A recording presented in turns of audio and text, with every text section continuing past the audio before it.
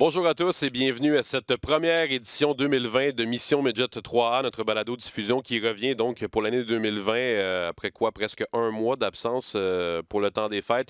Nous sommes maintenant de retour pour notre rendez-vous hebdomadaire du mardi qui se suivra donc à partir de maintenant jusqu'au mois d'avril prochain avec la conclusion de la saison 2019-2020 avec la Coupe TELUS qui sera présentée à Saint-Hyacinthe, faut-il le rappeler. Ça nous fera encore beaucoup d'échéances d'ici à ce moment-là, mais tout ça pour dire que nous sommes donc de retour. Donc, bonjour à tous et merci d'être avec nous encore et bon début d'année à tout le monde. Il y a un mois, on avait parlé beaucoup avant notre pause des fêtes du Challenge Midget 3 qui allait commencer. L'épisode que j'avais enregistré le dernier, je partais tout de suite après là, pour le Saguenay, pour le début du challenge qui commençait le mercredi. Ce challenge-là nous a donné beaucoup de matériel à discuter. Il y en a eu des choses qui se sont passées là-bas. On a eu d'abord un très beau tournoi, ça faut le mentionner. 24 équipes qui étaient présentes au Saguenay à la baie pour une deuxième année au Saguenay, deuxième année de 4 qui seront présentés au Saguenay à la baie. On a eu 43 matchs de hockey et c'est finalement peut-être l'équipe la moins attendue de tous qui s'est sauvée avec la victoire. On va en reparler de long en large dans quelques minutes avec l'entraîneur-chef des Albatros du Collège Notre-Dame, Mike McClure, qui a mené son équipe à la victoire finale. Il n'y a pas beaucoup de monde. En fait, il y a personne qui avait prévu cette victoire-là des Albatros, mais c'est pourtant ce qui s'est passé. Comme quoi, un tournoi de quelques jours, parfois, ça peut donner droit à des scénarios comme celui-là. Les Albatros avaient 5 victoires en 28 matchs depuis le début de la saison. Et ils ont gagné 5 matchs en 6 dans ce week-end-là à la baie. Alors, ça montre un peu à quel point ça a été spécial de les voir gagner là-bas. En demi-finale, ils ont battu l'équipe locale, les Élites de Jonquière, qui avaient eu un excellent tournoi jusqu'à maintenant, avaient une excellente défensive, avaient donné, je crois, seulement 2 buts depuis le début du tournoi et ont finalement été battus, les Élites, par les Albatros en demi-finale. Puis ensuite, les Albatros, en grande finale, ont vaincu les Chevaliers de Lévis, qui étaient les champions en titre de ce tournoi-là, faut-il le rappeler. Alors, ça donnait droit à un excellent week-end de hockey. C'est une histoire dont on a beaucoup parlé au mois de décembre. Donc, je voulais prendre le temps, un mois plus tard, là, de revenir un peu sur ce tournoi-là avec l'entraîneur-chef des Albatros. C'est quelque chose qu'on fera dans quelques minutes, un petit peu plus tard à l'émission. Il y en a eu beaucoup d'autres choses également à discuter. Je vais parler avec Bruno Gervais et avec Maxime Talbot également, qui ont eu un bel honneur qui leur a été remis vendredi dernier. Je vous en reparle dans quelques minutes. Et on va parler aussi avec Marc-André Dumont, entraîneur adjoint de l'équipe canadienne, qui part aujourd'hui. On enregistre mardi matin, qui part aujourd'hui pour Lausanne en Suisse pour disputer les Jeux olympiques de la jeunesse. Les Jeux olympiques de la jeunesse qui sont déjà en cours depuis quelques jours, mais le tournoi masculin de hockey va commencer dans quelques jours. Alors, Marc-André Dumont, qui est un des 3 entraîneurs de cette équipe-là, va quitter dans quelques heures, au moment où je vous parle, pour la Suisse, pour une très belle ville à Lausanne, pour aller disputer ce tournoi-là. On va en reparler également avec lui dans quelques minutes. Après le Challenge Midget 3, il y a eu quand même une pause de 3 semaines, un mois là, pour la pause des fêtes. Donc, l'action vient juste de reprendre dans la Ligue Midget 3A avec des matchs ce week-end. Des matchs qui ont été entachés un peu par la météo, il faut quand même le rappeler. Il y en avait beaucoup plus de prévus, mais il y en a eu quand même plusieurs annulés. Il y en a eu un samedi annulé et 4 dimanche, ce qui fait donc qu'on a eu 10 matchs sur 15 qui ont pu avoir lieu ce week-end, évidemment avec le verglas là, qui a frappé un peu tout le Québec.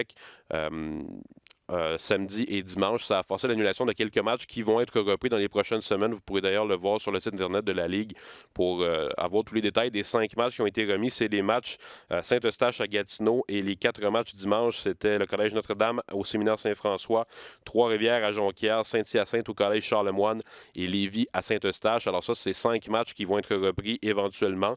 Ceci étant dit, parlons quand même de ce qui s'est passé sur la patinoire dans les matchs qui ont pu avoir lieu.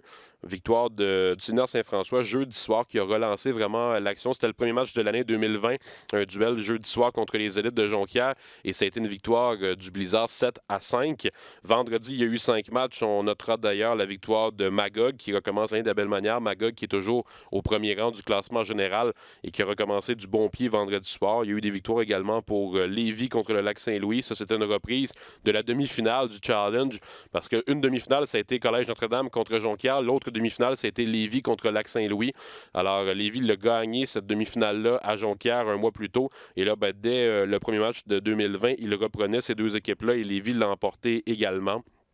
Samedi, le Lac-Saint-Louis l'a emporté contre Laval-Montréal dans un des deux matchs qui a eu. En fait, Lac-Saint-Louis et Laval-Montréal ont gagné samedi dans les deux matchs qui ont eu lieu avec l'autre qui avait été annulé. Et dimanche, il y a eu finalement un seul match. C'est Amos qui l'a emporté dans le seul duel qui était présenté contre les Phénix du collège Esther Blondin.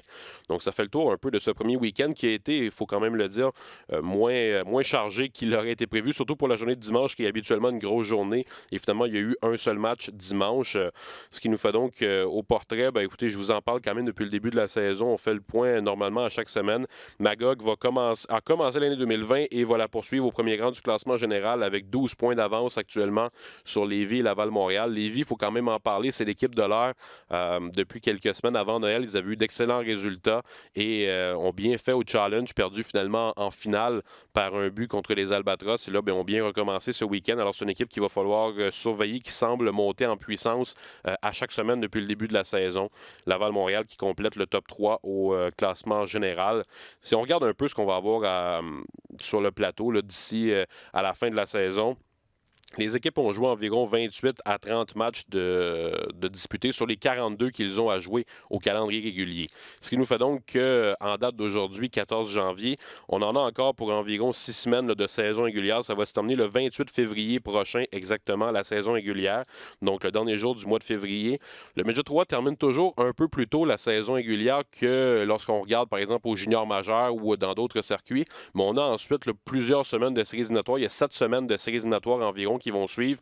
Donc, tout le mois de mars et 2 semaines et demie au mois d'avril également pour culminer finalement, avec la Coupe TELUS qui sera présentée dans la troisième semaine du mois d'avril, comme c'est le cas à chaque année.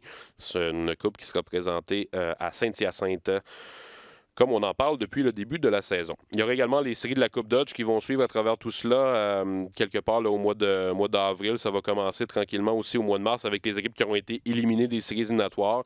Alors voilà, ça fait un peu le portrait de ce qu'il y a à venir d'ici à la fin de la saison.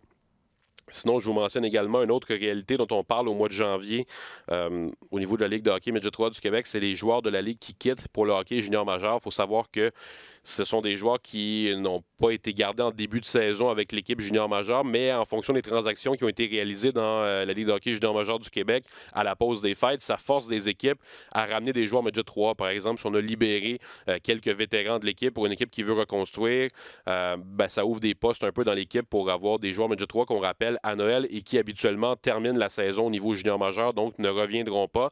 C'est toujours une réalité qu'on surveille, que les équipes n'ont évidemment aucun contrôle sur cette réalité-là. Ils surveillent un peu ce qui se passe dans la ligue au-dessus d'eux, mais on n'a pas beaucoup de contrôle là-dessus. Et ça change parfois un peu le portrait de certaines équipes.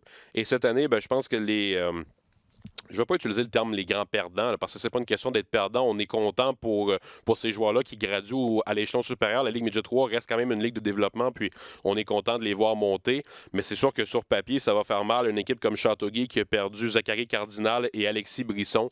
Alexis Brisson, on en avait parlé en début de saison. Il était dominant, c'était le meilleur marqueur du circuit. Un joueur de 17 ans qui, là, va quitter pour les Huskies de Rouyn-Noranda avec Zachary Cardinal. Les deux joueurs appartenaient aux Huskies de Rouyn-Noranda. En fait, Alexis Brisson appartenait à Rimouski et a été échangé à Rouyn-Noranda qui voulait l'obtenir et qui l'a fait monter au niveau junior majeur. Alors ça, c'est deux joueurs qui vont quitter les Grenadiers. Qui sait s'ils vont revenir à un moment ou à un autre, mais normalement ne reviendront pas, à moins que quelque chose se passerait mal ou quoi que ce soit. Mais le plan initial, c'est qu'ils ne reviendront pas au niveau Midget 3A. Il y en a eu d'autres également. Julien Hébert quitte les Chevaliers de Lévis pour aller à Bécomo. Daniel Agostino, qui était le capitaine du Rousseau Royal de Laval-Montréal, une équipe qui allait très bien cette saison et qui va encore très bien, quitte pour les Voltigeurs de Drummondville. Charles Savoie quitte les Vikings de Saint-Eustache pour aller avec les Sea Dogs de Saint-John. Alors ça fait ces cinq joueurs-là, normalement, ce sont pas mal les noms qui ont circulé beaucoup, les 5 joueurs qui quittent le niveau Midget 3 pour aller au junior majeur. Chaque année, on va en parler dans la première émission au mois de janvier parce que c'est la réalité qui revient souvent. Et c'est surtout quelque chose qu'en début de saison, les équipes ne peuvent pas vraiment prévoir. Oui, on a des joueurs qu'on sait qu'ils appartiennent à des équipes qui sont plus en reconstruction, donc pourraient être sujets à Noël à rappeler ces joueurs-là. Mais tant qu'on n'arrive pas dans le vif du sujet au mois de décembre, au début du mois de janvier, avec les vraies transactions qu'on peut voir, qu'est-ce qu'il y en a dans le portrait, on n'a pas vraiment d'idée de qu'est-ce qui va se passer avec avec ces joueurs-là. Donc, félicitations quand même à ces 5 gars-là parce que, comme je le dis, je ne veux pas le mettre dans un côté négatif quand même. Ça reste une belle promotion pour ces joueurs-là qui graduent à l'échelon supérieur et je suis 100% certain que les équipes Midget 3 sont contents pour leurs jeunes de les voir monter et de les voir graduer parce que ce sont des jeunes, évidemment, qui étaient très bons au niveau Midget 3A, qui étaient dominants et qui faisaient les bonnes choses pour monter au prochain niveau. Alors ça, on est content pour eux, mais ça va quand même changer le portrait, notamment, comme je vous le disais, des Grenadiers de Châteauguay en particulier, là, qu'on a vu qui perdent 2 gros éléments quand même pour ce retour de la pause des fêtes. Je mentionne les joueurs de la semaine. Zachary Michaud des Cantonniers de Magog qui a obtenu 5 points en un seul match. Un match disputé vendredi soir, un match que les Cantonniers ont remporté. Et Reese Glover Kirby, qui est le joueur défensif de la semaine, qui a disputé 2 matchs, récolté une aide, mais surtout une fiche de +2 avec 12 mises en échec et 6 tirs bloqués. Évidemment, cette semaine... on a eu des joueurs de la semaine, puis il faut en avoir. C'est la routine chaque semaine, sauf qu'il y a eu quand même quelques matchs qui ont été annulés, ce qui a fait en sorte qu'il y a beaucoup d'équipes qui ont disputé seulement un seul match au calendrier. Donc, ça débalançait peut-être un petit peu là, pour tout ça cette semaine. Je pense que ça va prendre un petit peu plus de calme et le retour à la normale pour la semaine prochaine pour avoir vraiment un meilleur portrait de tout cela un peu parce qu'il y a beaucoup d'équipes qui n'ont joué qu'un seul match ce week-end finalement. Je vous parlais en début d'émission de Maxime Talbot et Bruno Gervais. Je vous ai fait un petit mot sur eux. Je voulais prendre le temps d'expliquer un peu ce qui s'est passé avec ces deux joueurs-là, ces 2 anciens joueurs-là, qui vendredi soir ont eu un très bel honneur parce qu'ils ont été honorés par les Gaulois de Saint-Hyacinthe. À l'époque où ils ont joué, Maxime et Bruno, c'était les Gaulois du Collège Antoine-Giroir. Maxime a joué en 1999-2000 et Bruno Gervais a joué en 2000-2001. Et presque 20 ans plus tard, les Gaulois ont retiré leur numéro vendredi soir. Ces 2 gars qui ont apporté beaucoup à la concession des Gaulois. Ils avaient eu d'excellentes saisons quand ils avaient joué là à 15 ans. À l'époque, ils avaient eu chacun un rythme d'1 point par match environ, un petit peu au-dessus, un petit peu en bas. Mais c'est aussi ce qu'ils ont apporté à la concession avec les années qui ont suivi. C'est resté des Gaulois dans leur cœur toute leur vie. Et puis, je pense qu'ils ont très bien représenté l'équipe à travers les années dans leur parcours dans le hockey. Ça reste quand même 2 joueurs de la même équipe qui, 2 ans de suite, se sont quand même rendus jusqu'à la Ligue nationale de hockey. Quand on sait le pourcentage de ceux qui se rendent, ça reste un bel exploit d'avoir eu ces 2 gars-là 2 années de suite qui se sont rendus jusqu'au dernier échelon, celui de la Ligue nationale de hockey. Alors, les Gaulois, vendredi soir, avaient organisé une soirée un peu spéciale pour retirer leur numéro 43 et 12. Numéro 43 pour Maxime et le numéro 12 pour Bruno Gervais, qui avait d'ailleurs été le capitaine de son équipe cette année-là. Alors, ça a été un honneur qui, à mon sens, bien sûr, était bien mérité. Ces 2 gars qui, comme je vous le dis, ont apporté beaucoup à leur concession et à leur équipe et qui, maintenant, dans ce qu'ils font rayonner encore les Gaulois. Je pense notamment à Bruno qui, cette année, est président d'honneur de la Coupe TELUS à Saint-Hyacinthe. Ça montre que c'est des gars qui sont restés impliqués avec l'organisation, qui ont eu une belle saison là-bas il y a presque 20 ans maintenant et qui n'ont jamais oublié d'où ils venaient vraiment. Personnellement, j'aurais adoré être là vendredi soir. J'avais malheureusement un empêchement qui m'empêchait d'y aller. Mais évidemment, vous savez comment Mission Midget 3 comporte une équipe de journalistes hors pair sur le terrain. Je vous fais des blagues, mais on a fait appel à Jean-Christophe Bertrand qui était présent pour Hockey 360 et je lui ai demandé s'il pouvait nous réaliser une entrevue pour notre podcast et il a accepté. Merci beaucoup à lui d'ailleurs d'avoir réalisé cette entrevue-là. Je vous présente une entrevue que Jean-Christophe a réalisée à chaud après la cérémonie pour le retrait du chandail de Maxime Talbot et Bruno Gervais. Vous allez d'ailleurs voir, pour ceux qui nous regardent en vidéo, quelques images de cette soirée qui a eu lieu au stade LP Gaucher vendredi soir. Messieurs, la cérémonie vient de se terminer. J'ai pas le choix de vous demander vos réactions à chaud. On va commencer par toi, Max. Ben, c'est émouvant. C'est vraiment... je savais que ça allait être spécial, mais de le vivre avec mon grand chum Bruno, Max et Bruno, les mardis RDS à 16h, c'est un honneur. Ça rend ça encore plus spécial parce que ça fait au-dessus de 20 ans, 25 ans qu'on se connaît, puis on a tous un peu vécu nos premières expériences ensemble. On était l'un pour l'autre. Là, cette expérience-là, ben elle va être là pour toujours. Puis on l'a vécu ce soir ensemble, puis c'est vraiment un bel honneur. J'ai pas le choix de te demander, Bruno. Il y a eu vos gars qui ont patiné avant vous sur la glace. Qu'est-ce que ça fait de voir les futures générations puis cette belle surprise-là parce que vous n'étiez pas au courant? Non, on n'était pas au courant. C'était drôle de les voir aller. Ils ont fait le tour, se sont habillés. Ils savaient leur ligne. Ils ont dit une petite ligne dans la chambre. Ils ont fait le tour de la glace. Des acteurs. Des bons acteurs, oui. Je pense qu'ils ont trippé. Je ne sais pas à quel point ils réalisent c'est quoi, mais de juste pouvoir partager ça avec eux puis avoir les souvenirs, bâtir les souvenirs avec eux, c'est quelque chose qui est particulier. Mais ça va tellement vite. Tu sais, Thomas, ça, c'est un des éléments. ici, à Saint-Hyacinthe, l'organisation des Gaulois ne fait jamais rien à moitié. Ça a été phénoménal comme cérémonie. Les anciens coéquipiers, le cadre, les enfants, les familles impliquées. Ça va tellement vite. T'essayes de ralentir, t'essayes d'apprécier chaque élément. C'est dur, mais comme Max disait, là, encore une fois, c'est Max et Bruno en haut qui est monté. Un super bon show à 4 heures à RDS. Et de les voir un à côté de l'autre, immortel, là, à jamais, c'est spécial. Justement, tu as parlé de vos coéquipiers. D'avoir chacun de vos coéquipiers qui étaient là, il y en a qui ont joué avec vous deux, autant dans la saison que tu as joué 6 matchs avec les Gaulois que la saison suivante.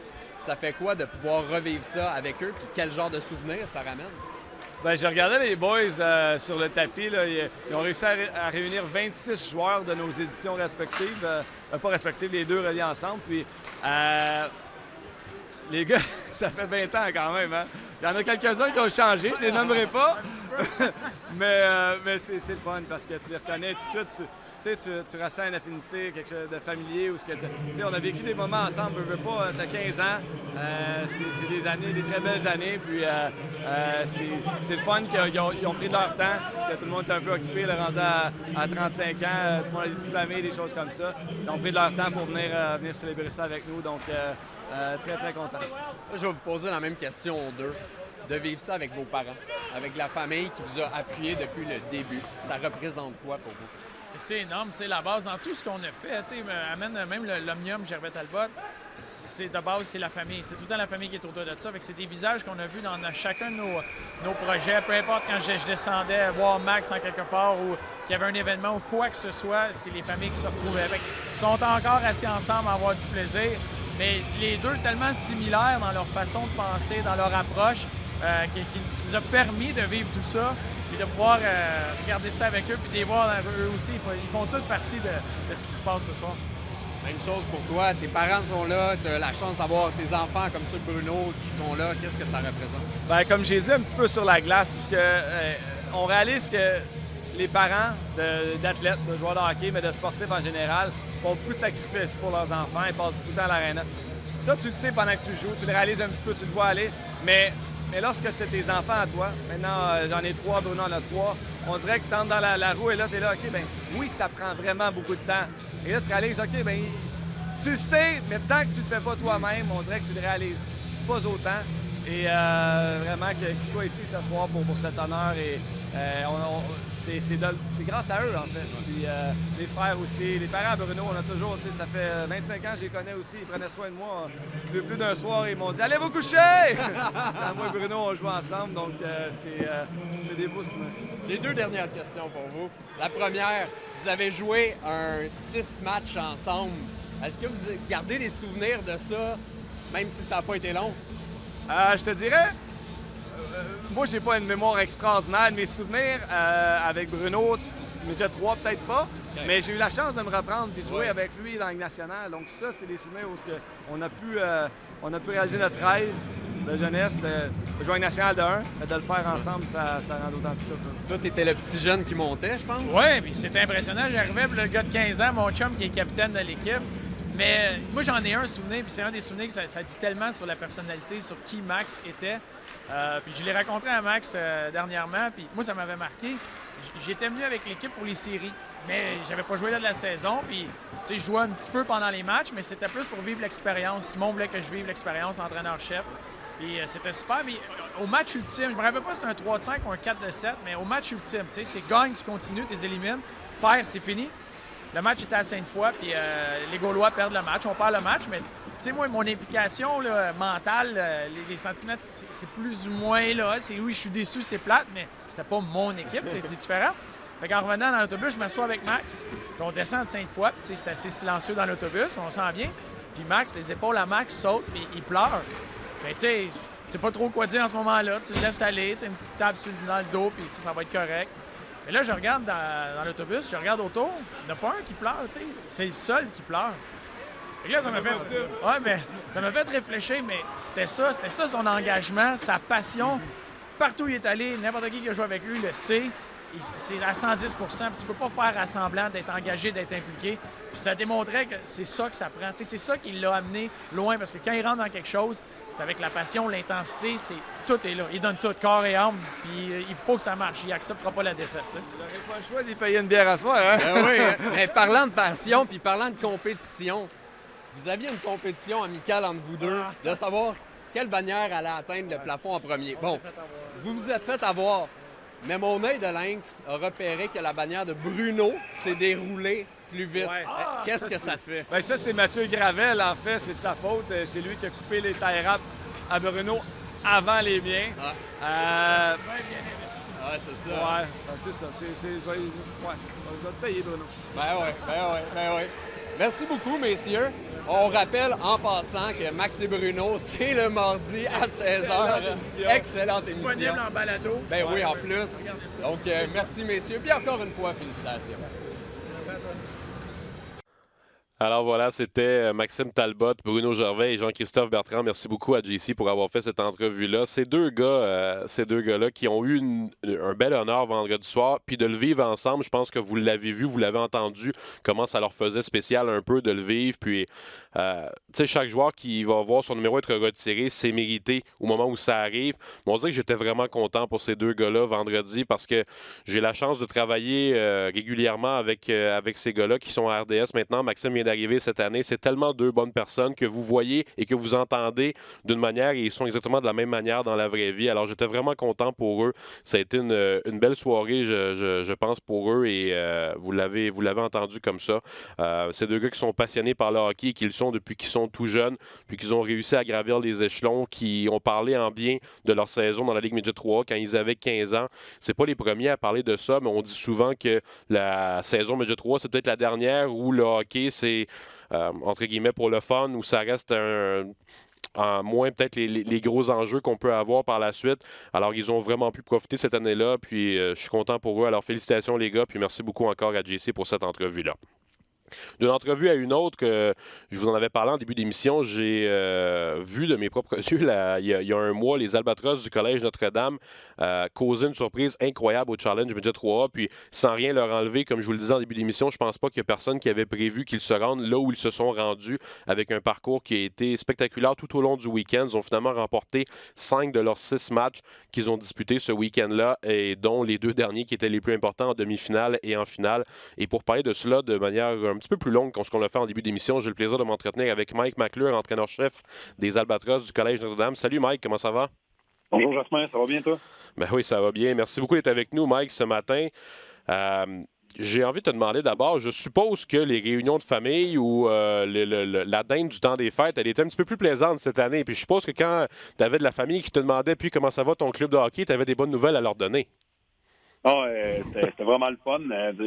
Autant pour moi, autant pour les membres de l'organisation que les joueurs, là, au lieu de se faire parler qu'on est dernier au classement, tout le monde nous demandait de compter les histoires là, qui se sont passées au challenge. Fait que c'est vraiment positif là, de ce côté-là pendant le temps des fêtes. Ça fait presque un mois maintenant que c'est arrivé, cette victoire-là, puis tu en as parlé dans de nombreux médias. J'ai lu beaucoup ce que tu avais dit à travers le Québec, parce qu'on en a parlé beaucoup de cette victoire-là. Mais un mois plus tard, comment tu l'as, je vais utiliser le terme peut-être familier, là, décanté un peu cette victoire-là là, avec le recul un peu? Qu'est-ce que tu en retiens de cette semaine-là un petit peu folle que tu as vécue il y a un mois? Non, exact. On est revenu sur Terre ici. Là. On a hâte de jouer. Ça fait un mois qu'on a joué.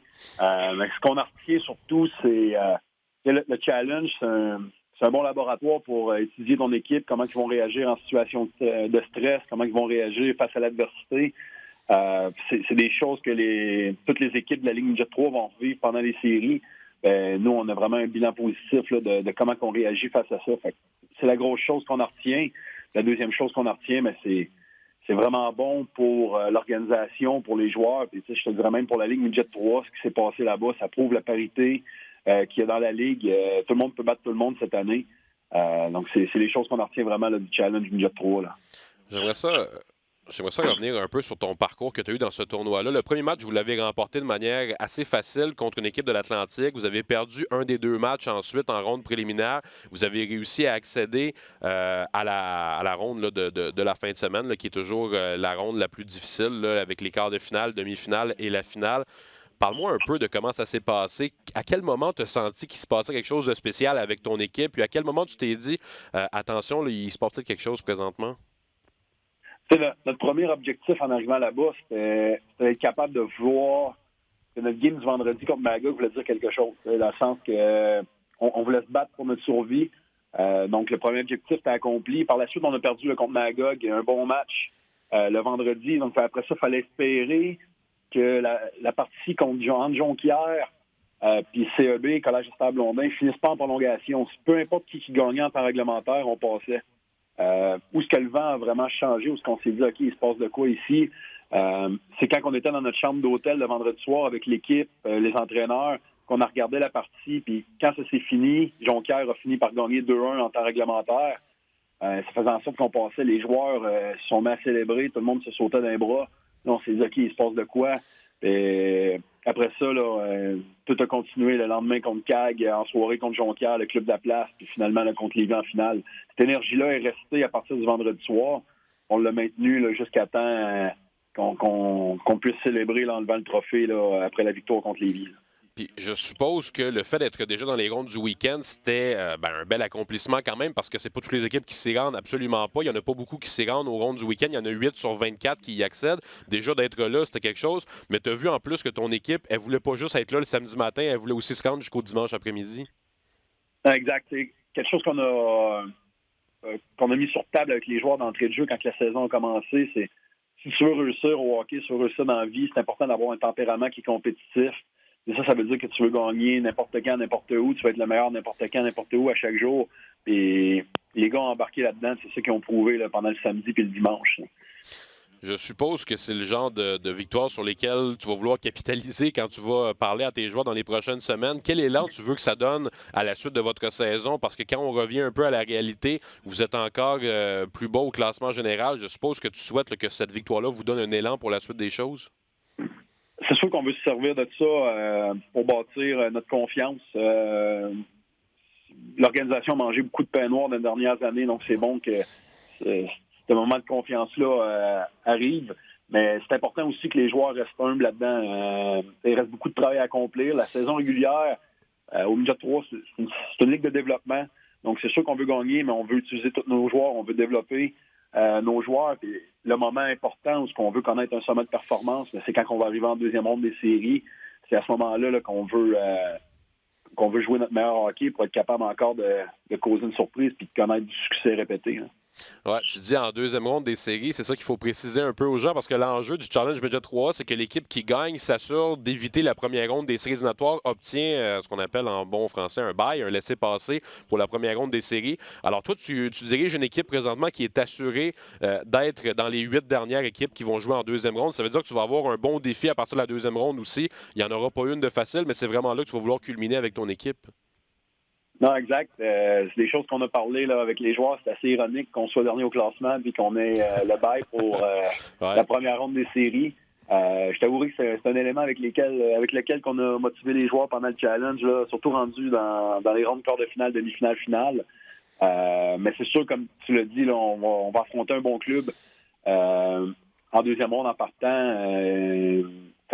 Faut s'assurer d'être prêt, mais la semaine de repos pendant la semaine de relâche va être bénéfique là, pour nous. Pendant que les autres vont avoir à jouer une ronde de série. Fait que c'est sûr qu'on le prend ce bail-là. Là. Sur un plan personnel, Mike, je voulais parler un peu avec toi aussi. C'est ta première saison avec les Albatros. Tu as 29 ans, si je ne me trompe pas. Parle-moi un peu de comment tu as pris ça là, sur un plan personnel, ce nouveau défi-là cette saison. Tu en as parlé un peu tantôt que c'est une organisation qui a eu quelques années difficiles dans les dernières années. Qu'est-ce que tu voulais amener, toi, avec cette organisation-là? C'est vraiment une belle opportunité que j'ai eue là, avec Christian Caron de pouvoir apprendre d'un mentor comme lui. Puis également, ce qu'on voulait amener, c'était vraiment changer l'état d'esprit là, qu'on avait là, des gens. Souvent, là, on partait l'année, puis on disait aux joueurs, on disait qu'on part, puis la partie n'est pas commencée, c'est 0-1 pour l'autre équipe. Hein. On veut changer cet état d'esprit-là. On veut être les dominants quand on embarque sur la glace, pas les dominer. On voulait ramener l'éthique de travail, les habitudes de travail chez les joueurs, apprendre à être un athlète. Ça, moi, c'est qu'est-ce qui m'allume dans la vie, là, d'un point de vue personnel, être capable de bâtir des cultures, être capable d'amener une organisation, des joueurs à se dépasser. C'est vraiment ce qu'on a. On a eu du succès au challenge, c'est le fun. Mais il faut se concentrer sur le long terme aussi. Il faut se concentrer l'année prochaine, être capable de répéter notre succès. Dans 2 ans, répéter notre succès. Au final, c'est ça une culture, d'être capable d'avoir du succès, de développer des joueurs année après année. Là. Quand tu es arrivé avec les Albatros, j'ai lu un peu sur toi au mois de mai ou juin l'an dernier, quand tu avais été annoncé. On a dit beaucoup de choses en bien sur toi. Tu avais été entraîneur-chef de l'année au niveau du Bantam 3A relève, si je ne me trompe pas. Tu as gagné beaucoup de choses avec les équipes que tu as coachées dans les dernières années. Est-ce que tu sentais une pression un peu d'arriver avec les Albatros et d'avoir des signes de réussite peut-être plus rapides et plus probants? Parce qu'il y avait vraiment beaucoup de gens qui parlaient en bien de toi. Puis c'est une belle marque de reconnaissance pour toi. Mais est-ce que ça venait avec une pression aussi? La pression au hockey va toujours en avoir au niveau où on coach. Fait qu'il faut aimer avoir de la pression. Faut être capable de gérer notre pression. Fait que de ce côté-là, l'organisation m'ont vraiment mis à l'aise d'entrée de jeu que c'est une ligue de développement, il faut développer des joueurs. On voit sur le long terme. Donc, j'ai bien été encadré là-dedans. Mais par la suite, si on veut réaliser des grandes choses, il faut être capable de carburer à pression. C'est ça qu'on va apprendre à nos joueurs aussi. Fait qu'on regarde l'avant de ce côté-là pour le futur à venir. Félicitations, Mike, pour cette première saison. Je pense que tu as déjà une belle marque à ton dossier d'avoir gagné ce challenge-là. Puis je te souhaite le meilleur pour la suite avec ton équipe qui va être en 2e ronde des séries, faut-il le rappeler, assurément. Merci. Bonne journée. Salut, merci, Mike. Voilà, c'était Mike McClure, entraîneur-chef des Albatros du Collège Notre-Dame, qui a remporté il y a un mois, presque jour pour jour, le Challenge Midget 3A CCM qui était présenté à l'Abbé avec un parcours assez phénoménal.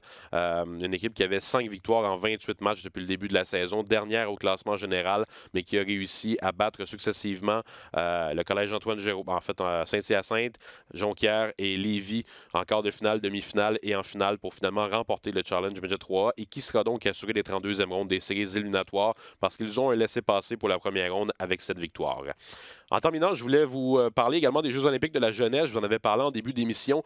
C'est un tournoi qu'on entend moins parler, évidemment, parce qu'il y en a une fois aux 4 ans, mais c'est l'hiver cette année où il y a les Jeux olympiques de la jeunesse qui seront tenus à Lausanne, en Suisse, qu'il faut-il le rappeler, petit aparté de cartes touristiques. J'y suis déjà allé il y a quelques années. C'est une magnifique ville à Lausanne. Si jamais vous avez la chance d'aller là, je vous la recommande avec véhémence. C'était un superbe voyage. Alors, je suis content pour eux qu'ils aient la chance d'aller voir cette ville-là. C'est notamment une ville où il y a le musée des Jeux olympiques qui est là-bas et qui est un musée fantastique à découvrir. Je ne sais pas s'il y en a qui ont déjà eu la chance d'y aller, mais pour les amateurs des Jeux olympiques et d'un paquet de faits historiques par rapport aux Jeux olympiques, il y a un paquet de choses dans ce musée-là qui est situé à Lausanne, en Suisse. Alors, si vous avez la chance, vous avez ma recommandation pour y aller. Mais revenons un peu au hockey. C'est un tournoi qui va être présenté là-bas du 18 au 22 janvier. Il y a 6 équipes seulement qui vont y aller. C'est un tournoi un peu particulier quand même. Il y a 6 équipes qui vont y aller, 2 groupes de 3 équipes. On joue 2 matchs en ronde préliminaire seulement et non 4 ou 5 comme c'est souvent le cas dans les tournois internationaux. Il y a 2 matchs seulement en ronde préliminaire et la première équipe affronte la deuxième de l'autre groupe en demi-finale et vice-versa, 1 contre 2, 1 contre 2 et il y a une finale ensuite. Alors grosso modo, tout ça pour dire que pour gagner ce tournoi-là, c'est 4 matchs à remporter. Ça va très vite. C'est 18 au 22 janvier, 18-19 la ronde préliminaire, le 20 il n'y a pas de match et le 21-22 c'est demi-finale et finale. Alors, ça va aller très vite. Il y a une équipe qui a été formée pour aller représenter le Canada là-bas, qui sont des joueurs de 15 ans, et c'est une équipe qui compte seulement 17 joueurs. Vous allez l'entendre dans l'entrevue que je vais vous présenter dans quelques minutes. On est parti pour Lausanne avec 9 attaquants, 6 défenseurs et 2 gardiens de but, donc 17 joueurs. Donc, 9 attaquants, habituellement, on en emmène 13 dans les tournois internationaux, et 6 défenseurs, habituellement, il y en a 7. Alors, on est en effectif réduit, c'est des matchs de 15, des périodes de 15 minutes seulement, donc plutôt que des 20 minutes. Alors, c'est un tournoi un peu particulier et la belle nouvelle qu'il y a eu, c'est qu'il y a 5 Québécois dans cette équipe-là qui seront là sur les 17 joueurs qui s'envole aujourd'hui pour Lausanne en Suisse. 5 joueurs de la Ligue de hockey junior de la Ligue Midget 3 du Québec, pardon. Vincent Filion, gardien des Estacades de Trois-Rivières. Tristan Luneau, défenseur dont on parle énormément cette année avec les Estacades également. Noah Warren, un grand défenseur format géant des riverains du Collège Charlemagne. Antonin Véraud et Justin Côté, les attaquants des Vikings de Saint-Eustache et des Grenadiers de Châteauguay respectivement, qui sont 2 des meilleurs attaquants disponibles pour le prochain encamp de sélection séance de sélection de la Ligue de hockey junior majeur du Québec. En juin, on parle de ces deux attaquants-là comme probablement les deux meilleurs qui sont disponibles actuellement. Ces deux attaquants de petite taille, mais qui amassent beaucoup de points. Alors, ils auront, de ce qu'on comprend, une belle place à prendre dans cette équipe-là canadienne qui va disputer les Jeux olympiques de la jeunesse. Et un des entraîneurs adjoints de l'équipe, c'est Marc-André Dumont, qui a été avec les Eagles du Cap-Breton dans les dernières années au niveau de la Ligue de hockey junior majeur du Québec, mais qui a aussi dirigé au niveau Midget 3 il y a plusieurs années. Il avait gagné notamment avec les Patriotes de Châteauguay en 2006. Lors de la première année de la concession, ils avaient gagné les séries et s'étaient rendus loin dans leur parcours, dans leur saison. Il a déjà dirigé également avec les Lions du Lac-Saint-Louis, Marc-André Dumont. Alors, ça lui fait un retour un peu à ce groupe d'âge-là des joueurs de 15 ans qu'il a très bien connu il y a plusieurs années. Dans les dernières années, il avait gradué au niveau junior majeur, mais ça lui fait donc un retour un peu à ce niveau-là. Et je suis allé le rencontrer hier parce que hier, l'équipe canadienne disputait un match préparatoire contre les Lions du Lac-Saint-Louis à Châteauguay. Alors, deux organisations que Marc-André a bien connues, mais c'est un match qui a eu lieu hier après-midi au Centre multisport à Châteauguay. Les Lions du Lac-Saint-Louis qui disputaient un match préparatoire contre l'équipe canadienne. L'équipe canadienne qui s'est entraînée ce week-end au Complexe Bell à Brossard, qui s'est entraînée ce matin, en parlant de mardi, également à Châteauguay et qui quitte cet après-midi pour Lausanne en Suisse où ils vont commencer leur tournoi dans quelques jours. Alors, pour parler un peu de ce tournoi-là, je vous présente Marc-André Dumont. On est avec Marc-André Dumont. Marc-André, parle-moi d'abord un peu de la préparation que vous avez eue. C'est une préparation rapide quand même pour ce tournoi-là. Comment ça se passe maintenant à quelques heures de quitter pour la Suisse? On a un super bon groupe, Jasmin. On a eu 2 pratiques. On joue contre les Lions du Lac-Saint-Louis. On va avoir une autre pratique. Et puis, on quitte ensuite. On va avoir 2 entraînements là-bas, puis le tournoi commence. Donc, ça se passe très bien. Les jeunes sont très, très réceptifs, sont évidemment très excités là, de partir pour Équipe Canada, représenter Équipe Canada aux Jeux olympiques de la jeunesse. Donc, il y a beaucoup d'enthousiasme, d'effervescence, puis c'est le fun de travailler avec eux autres. Parle-moi un peu de la préparation pour ce tournoi-là en particulier. C'est un tournoi qui va être relativement court. Il y a 2 matchs de ronde préliminaire qu'il faut remporter pour ensuite accéder aux demi-finales et à la finale. Toi, comment tu l'as vu, ce tournoi-là, quand tu es arrivé avec ce groupe-là? Tu es arrivé un peu plus sur le tard avec l'équipe. Qu'est-ce que tu en penses de ce tournoi-là? C'est un beau tournoi. C'est un tournoi qui est organisé par le Comité olympique international auquel les fédérations, évidemment, participent. C'est pour un peu donner le goût de l'olympisme aux jeunes et puis de parler de l'olympisme auprès de la jeunesse mondiale. Et puis, c'est un tournoi où est-ce qu'on emmène avec nous 9 attaquants, 6 défenseurs, 2 gardiens. Donc, c'est un aliment réduit. C'est un tournoi qui se passe extrêmement rapidement. C'est un tournoi aussi qui est difficile de recruter parce qu'il n'y a pas personne qui est vraiment mandaté pour évaluer tous les joueurs au Canada. Donc, c'est vraiment les recruteurs régionaux qui, ensemble, forment l'alignement de l'équipe. C'est évidemment 17 des meilleurs joueurs de 15 ans au Canada. Donc, on se retrouve avec beaucoup de talent. Et notre principal défi comme coach en ce moment, comme groupe de coachs, on est juste 3 coachs, c'est vraiment de s'assurer que tout le monde soit sur la même page, qu'on a un système de jeu qui est simple, qui est compris de tout le monde, que tout le monde tire dans la même direction. Et on n'aura pas le choix d'utiliser tout le monde parce que quand tu as 9 attaquants, 6 défenseurs, tu n'as pas le choix. Donc, tu peux pas cacher personne. Tu peux pas cacher personne, tu peux pas couper ton banc. Par contre, c'est 3-15 minutes, donc ce qui est différent de ce qu'on connaît habituellement dans le midget 3 et plus. C'est 3 périodes de 15 minutes, c'est égalité, c'est une fusillade. Donc, c'est vraiment intéressant comme structure. Puis je pense que c'est une belle introduction pour ces joueurs de 15 ans-là à tout le programme de Hockey Canada, avec Gordy Dwyer qui a coaché dans la KHL depuis 4 ou 5 ans, qui a coaché en junior majeur. Moi, j'ai une douzaine d'années dans le junior majeur. Troy Smith a une douzaine d'années dans la Ligue de l'Ontario. Donc, les jeunes sont bien encadrés. Je pense qu'on est content où est-ce qu'ils sont en ce moment, puis on veut continuer dans cette direction-là. Si on parle un peu des Québécois qui sont avec l'équipe, il y en a 5 sur les 17 joueurs de la formation. J'aimerais ça te parler un peu de ces gars-là. Quel genre de rôle tu penses qu'ils peuvent avoir avec l'équipe? Peut-être si on commençait avec Tristan Luneau, le nom dont on parle le plus cette année au Québec comme défenseur.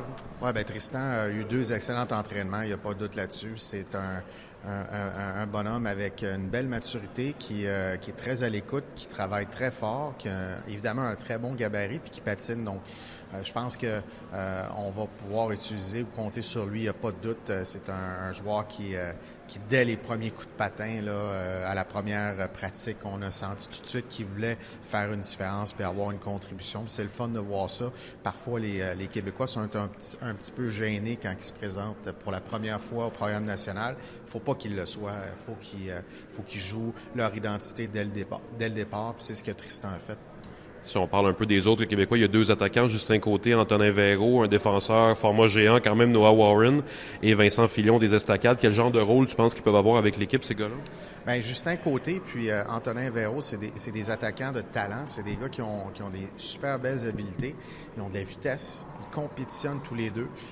Et donc, je pense qu'ils vont avoir l'occasion de se faire valoir sur les unités spéciales, mais aussi à 5 contre 5. Et puis, ils s'adaptent très bien également.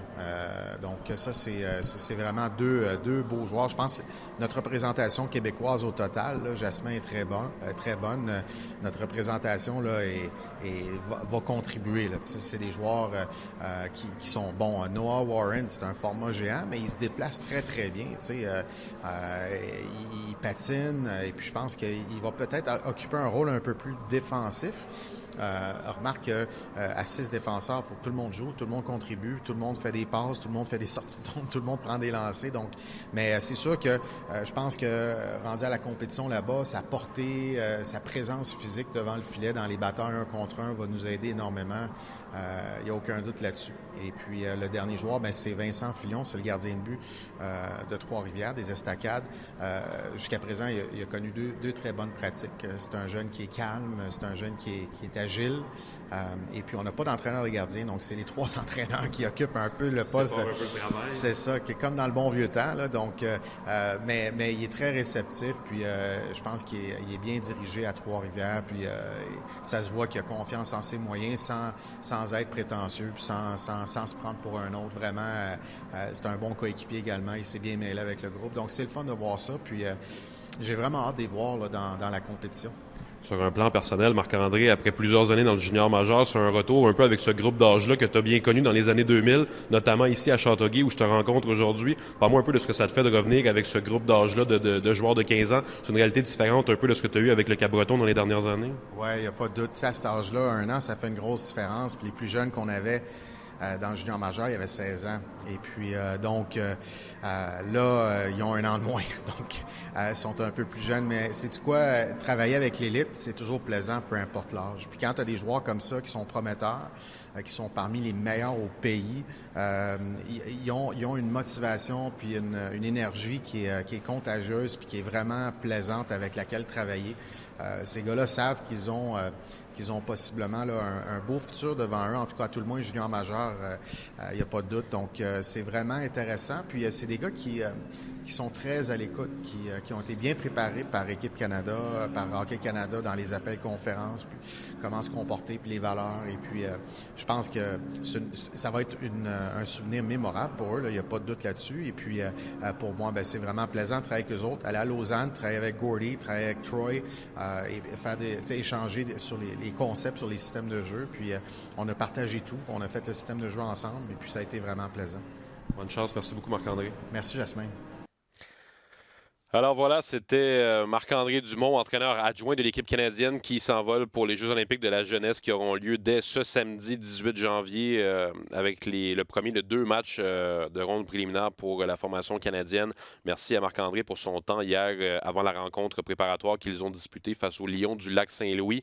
Ça a été bien apprécié. Puis on va leur souhaiter la meilleure des chances là-bas. Évidemment, quand on parle de Ligue Midget 3A, on est impartial, mais quand c'est une question du Canada, ça nous fait plaisir d'encourager l'équipe canadienne et les 5 Québécois, les 5 joueurs de la Ligue de hockey Midget 3 du Québec qui vont participer à cette équipe-là. Puis comme le disait Marc-André, je pense que ce qui est encore plus intéressant, plus plaisant, c'est de voir que ces 5 gars-là vont ou devraient avoir une place importante dans l'équipe canadienne parce que ce sont des joueurs d'impact. On a 2 attaquants qui amassent des points. C'est leur spécialité, amasser des points. C'est pas des attaquants défensifs comme tels.